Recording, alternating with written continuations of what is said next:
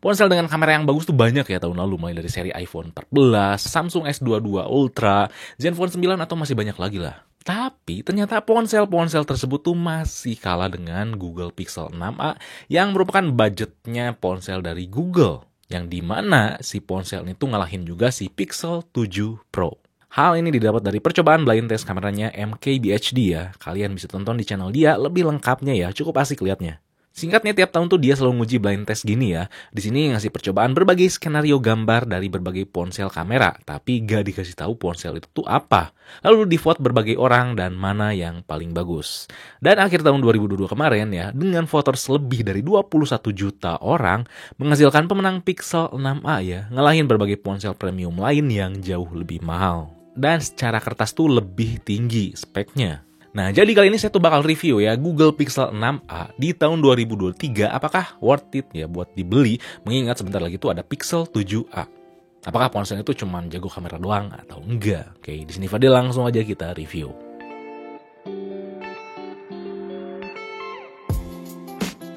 Buat pembuka, saya kasih tahu dulu ya harganya. Kalau misalkan di Amerika, sekarang tuh harganya menggiurkan banget ya.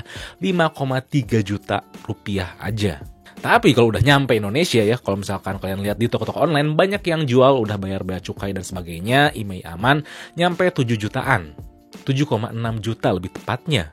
7 jutaan ya, mepet sama ponsel di Indonesia yang baru aja meluncur kemarin. Tentu pertama kita bahas dulu masalah desainnya ya. Yang harus kalian tahu, desainnya tuh sampah ya. Lebih tepatnya bahannya daur ulang. Yap, material dari Google Pixel 6a tuh daur ulang ya. Karena Google tuh udah berkomitmen ya, dari tahun 2020 lalu, membuat semua produk hardware tuh dari bahan daur ulang. Mungkin sebagian orang terdengar gimmick perusahaan, tapi saya enggak. Namun bukan berarti ringkih loh ya. Si aluminium frame-nya itu solid ya, banget. Kerasa premium, tombolnya tuh kokoh dan kliki ya, bisa nutupin murahnya si back cover. Yap, si back covernya tuh plastik ya, dan serius kerasa murahan. Karena ya buat meminimalisir budget, biar gak nyaingin Pixel 6 biasa. Gampang ninggalin sidik jari dan finishingnya tuh glossy ya. Tapi warnanya cukup cakep ya, apalagi warna hijau yang saya pegang ini. Kita di sini nggak bisa nemuin jack 3,5 mm ataupun slot micro SD atau juga SIM kedua fisik ya. Di sini kita cuma disajiin satu SIM fisik dan eSIM. Desain layout kameranya juga unik ya, membelah back cover menjadi memiliki dua tone warna yang sedikit berbeda. Si BAM kameranya tuh nggak setebal Pixel 6 atau 6 Pro ya. Yang bakal kalian notice ini ponsel tuh bakal berat ya. Bahkan di tangan saya yang besar, tapi dimensinya tuh pas banget ya, nggak kekecilan atau kebesaran. Tambah oke juga karena ini ponsel punya rating IP67 dan sistem getar yang sangat premium. Nah, yang kedua tuh layar OLED yang banyak komplain. Yes, kalau misalkan kalian lihat review yang udah ya banyak yang komplain kedua hal, yaitu masalah sensor sidik jari dan refresh rate.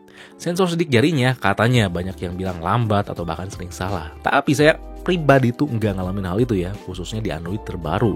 Sensor sidik jari tuh cepet ya, dan nggak mesti saya tuh harus nyeting satu jari jadi 2 kali, enggak. Lalu urusan refresh rate emang mentok di 60Hz ya, dikala sekarang tuh rata-rata 90Hz ke atas. Tapi saya pribadi sebenarnya nggak terlalu permasalahin ya, karena secara fungsionalitas dan kualitas tuh nyaman. Sensitif, akurat warnanya, disetting di mode warna natural tuh adem ya. Dan yang terpenting ini tuh ukuran layar 6,1 inchinya kerasa pas ya, sama kayak dimensi bodinya. Si bezelnya emang nggak tipis tapi enak dilihat. Yap, ini tuh enak banget ya pakai satu tangan, yang membuat urusan refresh rate tuh termaafkan dan terlupakan. Di sini juga punya always on display yang bisa nyala terus dan bisa nyala kalau misalkan diangkat ataupun diketuk atau juga pas ada notif. Jadi saya nggak bisa diatur munculnya berdasarkan waktu tertentu. Layarnya emang gak wah-wah banget ya, gak punya warna sampai miliaran, gak punya juga resolusi di atas Full HD+, namun tetap bisa ngasih experience yang nyaman. Dipakai nonton tetap enak ya karena didukung juga dengan HDR, ditambah udah punya speaker stereo yang emang gak lantang tapi renyah didengarnya. Kalau ada yang komplain, ini cuman Gorilla Glass 3 nih. Buat saya ini tuh nggak masalah ya, karena yang harus kalian tahu, versi Gorilla Glass ini tuh sangat tahan goresan dibandingkan seri di atasnya. Oke, yang nomor 3 selanjutnya, fitur hardware dan software yang itu-itu aja. Urusan fitur hardware masih mencukupi ya di tahun 2023 dan kedepannya.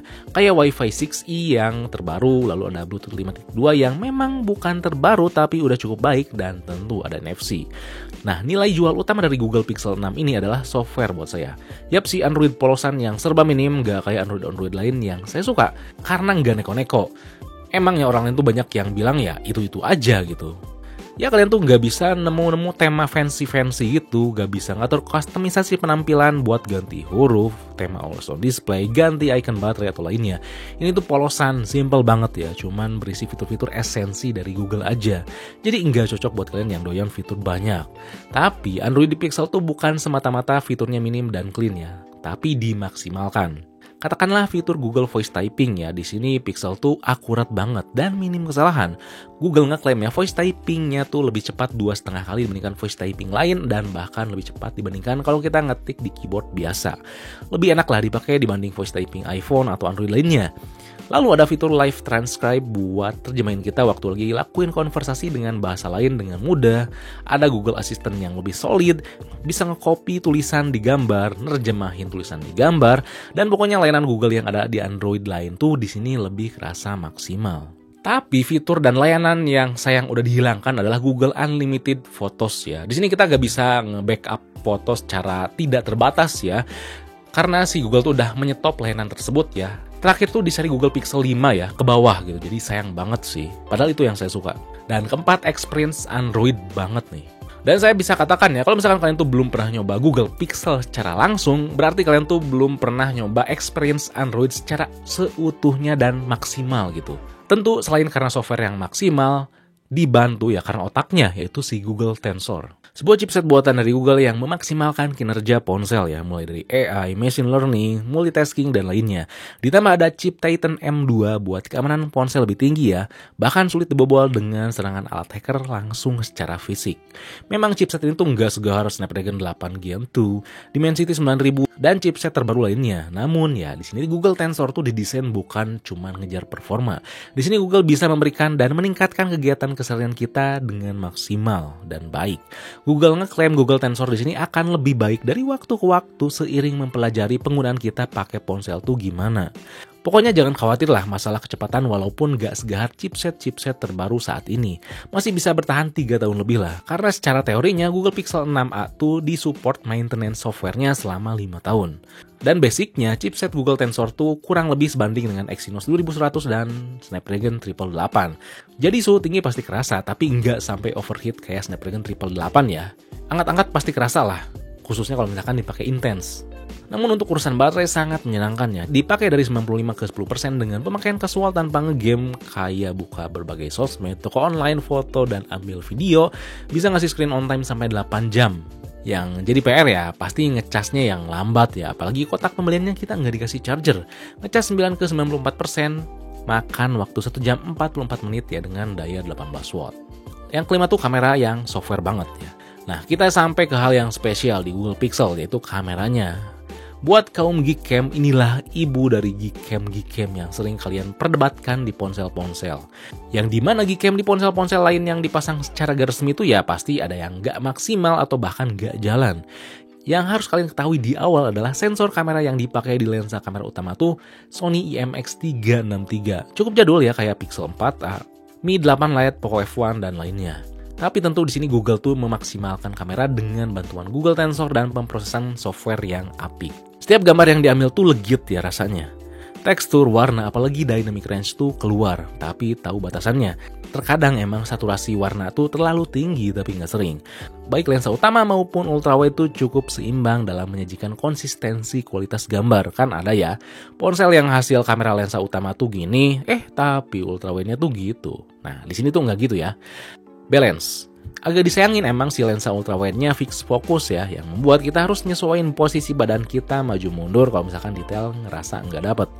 Untungnya kalau fokus lensa utama tuh asik banget ya, nggak perlu di tap cepet banget fokusnya, nggak perlu lah namanya lensa makro di sini. Pokoknya kalian tuh bakal suka ya, khususnya buat orang yang males editing, karena hasil yang disajiin tuh lumayan matang. Kalau pengen post editing ada mode raw ya, yang sayangnya memang mode raw-nya tuh agak mateng sih.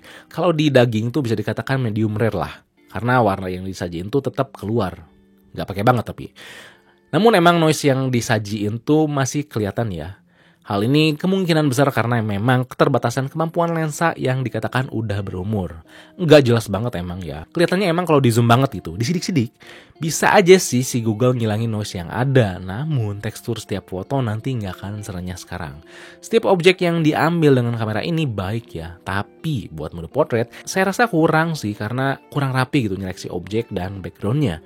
Untung lagi-lagi ada obat ya kayak Magic Eraser di sini yang bisa menyeleksi objek sampah sekali sentuh kita bisa ngilangin gitu. Ponsel lain memang ada ya fitur kayak gini tapi di sini lebih pandai ya menyeleksinya.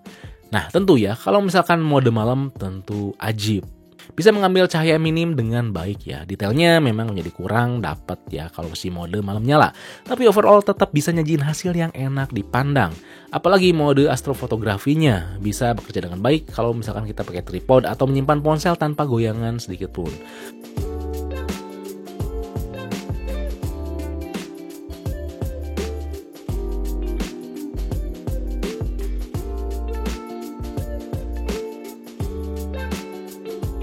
Urusan selfie-nya memang baik juga, tapi bukan yang terbaik.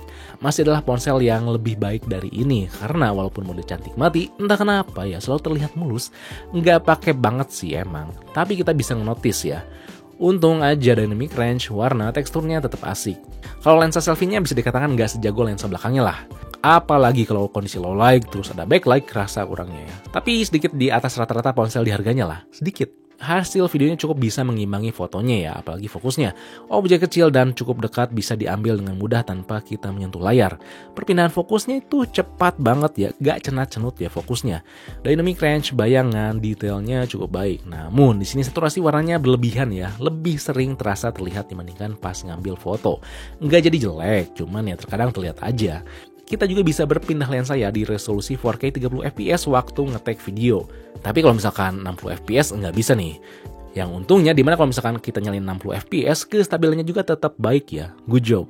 Urusan video depannya sayang mentok di 1080p aja ya. Karena keterbatasan resolusi kamera hardware-nya. Dynamic range-nya tetap nonjok, detailnya standar, warnanya enak dilihat, dan sayang kalau diperhatikan baik-baik, warna kulit menjadi agak pucat sih. Gak asli warna kulit saya. Tapi overall bisa nyajiin kualitas video selfie yang baik ya. Kita pakai jalan emang shaky tapi cukup oke karena bisa menyajikan warna yang oke, dynamic range-nya mantep. Dan detailnya juga lumayan. Well done. Dan by the way kalau misalkan kalian tuh pengen lihat gimana kualitasnya setelah diupload ya si Pixel ini, saya udah taruh ya di Instagram kami ya, di Inifixme, kalian bisa follow dan lihat ya, saya udah taruh di highlight story. Apakah kualitasnya bagus atau enggak? So, Google Pixel 6a itu masih sangat layak dibeli di 2023 dan kedepannya, bahkan ya setelah nanti Pixel 7a muncul. Jangan samakan software Android polosan di Google tuh sama kayak Android One atau sama kayak software ponsel-ponsel Cina yang gak jelas mereknya yang biasanya pakai Android polosan atau Android polosan di ponsel-ponsel lokal Indonesia. Ini jelas beda ya. Fitur dan kualitas aplikasi Google yang emang ada di Android lain tuh di sini lebih dalam, lebih maksimal ya, yang membuat experience Androidnya tuh lebih kerasa legit. Pixel 6a tuh bisa dikatakan bukan modal Gcam doang ya, tapi bisa menyuguhkan pengalaman Android yang bisa meningkatkan produktivitas kita dengan baik ya. Yang sayangnya ya distribusi atau pasar Pixel tuh masih terbatas ya, bahkan di luar Indonesia ya. Yang membuat kalau memang terjadi kerusakan, spare partnya pasti mahal. Jadi hati-hati ya biar gak terjadi kerusakan karena ribet nantinya. Memang ada solusi lain ya, alternatif yang misalkan bisa nge-cover si garansinya yang cuman bisa diklaimnya di luar sana. Nanti bakal saya bahas ya di video lain ya, tentang bahas video Pixel secara menyeluruh, gak cuman Pixel 6a aja. Dan di video lain juga nanti bakal saya bahas gimana ya si kualitas kameranya yang katanya nih bisa sebanding dengan si iPhone. Masalah kalau misalkan udah diupload ke Instagram dan TikTok ya. Nanti kita dibandingkan ya, apakah emang benar atau enggak. Oke, jadi sekian saja ya video Pixel 6a kali ini. Kalau misalkan ada yang inginkan, kalian bisa tulis komen di bawah. Dan jangan lupa juga buat like, share, subscribe Fixme, lo nyalain lonceng notifikasinya biar gak ketinggalan video berikutnya. Oke, di sini Fadil, peace out.